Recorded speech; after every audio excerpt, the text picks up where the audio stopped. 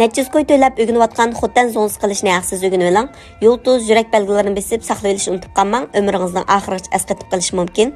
Zo'ngzatga vaqtimizda nomi gurch ishlatamiz. Odatda uyda ishlatadigan gurch emas, balki ayrim zo'ngziq ishlatadigan nomi gurch bor. Shuni bir kecha chilab qo'yamiz. Bunun ichiga saladigan materiallarni o'zingizlarning yoqtirishi bo'yicha tayyorlab olsanglar bo'ldi. Badam yong'oq qilsanglar bo'ldi.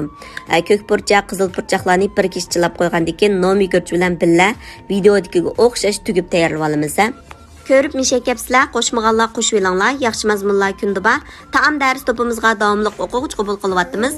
Cho'ng taqsiliq qo'rma, har xil taom, pishiruq, ichimlik, murabba, bozorlik sovuq say darsligimizni 60 xil darsni 10 qo'y bilan o'rganalaysiz. 60 xil taom to'piq tizimlatmoqchi bo'lsangiz, Undidar Nazi 7733 ekran ustidagi nomer shu. Zo'ngziq ishlatadigan yopirmoqni qozonga silib bir qaynatib elib olamiz. Bu chaqda yumshaydi. Undan keyin videoda ko'rsatgandek chiroyli tugib tayyorlab olamiz. Tugib tayyorlab bo'lgan zo'ngzimizni suvoq suv solamiz. Suvoq suv silib qozon qaynavog'icha yuqori o'tda qaynatamiz. Qozon qaynab bo'lgandan keyin normal o'tda 2 soat qaynatib olgandan keyin o'tini o'chirib etib 3 soat dumlaymiz.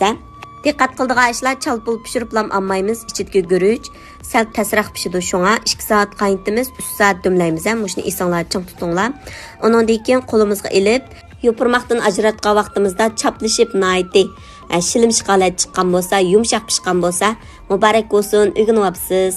Bunun ketarli qiyam bilan murabba yasashni o'rgansam bo'ldi deydiganlar, inkas rayoniga 4 raqamini yo'llab qo'ysanglar, kelarki sonda inkasinglar jiq bo'lib qolsa, uni maqsiz o'rgatib qo'yman. Zo'ngzi etish nayti bir inchikisha, mayli tugish jarayonida bo'lsin, mayli murabba qaynatish, mayli mushu shirnisni qaynatish jarayonida bo'lsin.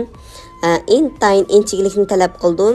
Shunga yangi o'rgangan do'stlarimizning birinchi qatimdan bakcha qilib olishini talab qilmaymiz.